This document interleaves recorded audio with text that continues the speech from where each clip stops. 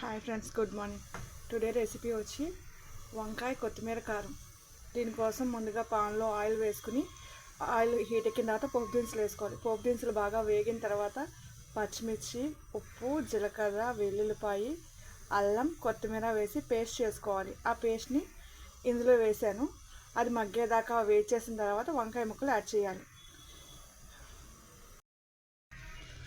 Hi friends, వంకాయలు ఈ size ముక్కల్లా కోసాను. బఠానీలు, వంకాయలు యాడ్ చేశాను. మీరు విడిగా బఠానీ వేసుకునే నేను కుక్కర్లో వండుతున్నాను. మీరు విడిగా వండుకునేప్పుడు అయితే బఠానీలు ముందుగా ఉడకబెట్టుకుని ఉంచుకోవాలి. వంకాయ బాగా మగ్గింది. ఈ టైంలో ఒక గ్లాస్ వాటర్ వేస్తున్నాను.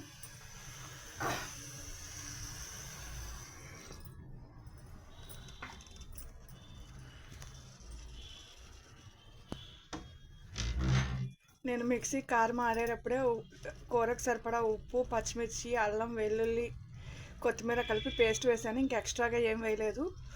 మూత పెట్టి విజిల్ పెట్టేసిన తర్వాత వంకాయలని ఒక 2 విజిల్స్ రానివ్వడమే, కూర అయిపోతుంది. అంతే ఫ్రెండ్స్, వంకాయ కొత్తిమీర కారం రెడీ. ఫ్రెండ్స్, మన వంకాయ కూర రెడీ.